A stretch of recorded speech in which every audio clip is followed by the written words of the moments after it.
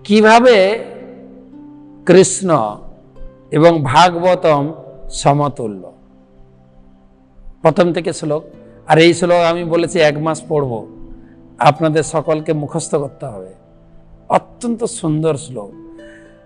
পাদ যদিও প্রথম দ্বিতীয় তৃতীয় তুর্য কথিত যত উরু নাভিস্ততা পঞ্চময়েব ষষ্ঠ ভোজ্যান্তরম দো যুগল তথান্ন কণ্ঠস্তু রাজন নবম যদিও মুখারবিন্দম দশম প্রফুল্লম একাদশ যস্য ললাটপট্যম শিরোপিতুদা দশ এব ভাতি।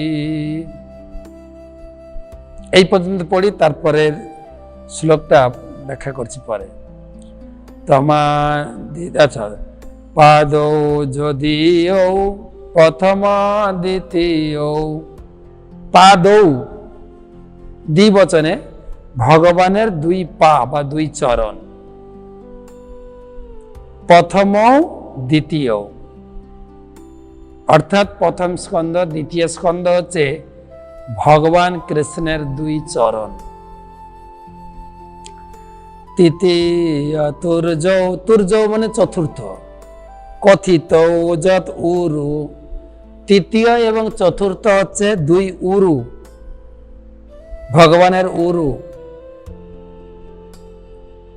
বা ইংরেজিতে বলে থাই, উরু। নাভিস্থতা পঞ্চম, পঞ্চম নাভি, ভগবানের নাভি হচ্ছে পঞ্চম। আমি পরশুদিন বলেছিলাম এই নাভি থেকে এক কমল প্রকাশিত হয়েছে, পদ্ম, যার উপরে ব্রহ্মার জন্ম। অর্থাৎ সে কমল থেকে নাভি পর্যন্ত যে কমলের বোঁটা বা নাল, তাকে 14 ভাগ করা হয়েছে, যা হচ্ছে 14 ভুবন, যা সংক্ষেপে আমরা বলি ত্রিভুবন, স্বর্গ মর্ত পাতাল। আসলে এটা 14 ভুবন। তার সম্পূর্ণ বর্ণনা 5ম স্কন্ধে পাব, সেজন্য নাভি 5ম স্কন্ধ। ভোজ্যান্তর, ভোজ্যান্তর, হ্যাঁ, ষষ্ঠ এব ষষ্ঠ ভুজান্তর। ভুজ মানে 2 বাহু, তার অন্তর মানে ছাতি বা হৃদয় হচ্ছে 6ষ্ঠ স্কন্ধ। দেখেন, নাভিস তথা পঞ্চম এব ষষ্ঠ ভুজান্তর, 6ষ্ঠ স্কন্ধ হচ্ছে বক্ষস্থল বা ছাতি। এবারে 7ম 8ম দৌর যুগল তথান্ন, দৌ, দৌ ভুজ, দৌ ভুজ তথা অন্ন, দৌ ভুজ, 2 ভুজ হচ্ছে 7ম আর 8ম। ভোজ্যান্তর দৌ যুগলম, যুগলম মানে 2, তথা অন্ন, তথা অন্ন মানে 7ম 8ম। কণ্ঠস্তু রাজন নবম যদিও, কণ্ঠ হচ্ছে 9ম স্কন্ধ। মুখারবিন্দম দশম প্রফুল্লম, আর মুখারবিন্দম ভগবানের মুখমণ্ডল, মুখারবিন্দম 10ম স্কন্ধ।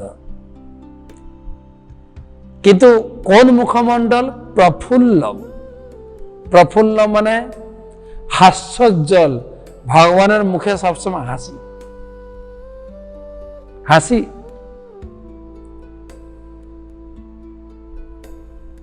কোন কোন সাধক ছিল রূপ গোস্বামী, তিনি বলেছেন, সাবধান করেছেন সংসারী লোকেদের যে তোমার যদি সংসার সুখভোগের ইচ্ছা থাকে, প্লিজ কোনোদিন তুমি বৃন্দাবন যাবে না।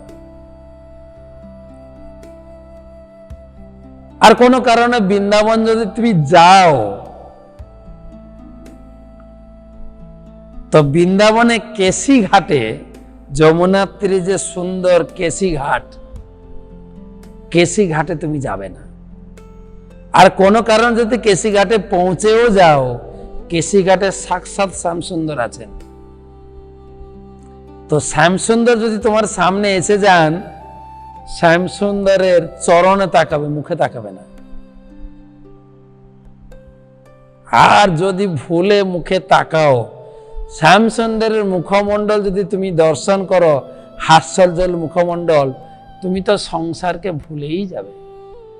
সংসারের আত্মীয় স্বজনের সুখ আর তোমার ভালোই লাগবে না। তাই বলছি ভাই, বৃন্দাবনে যেও না।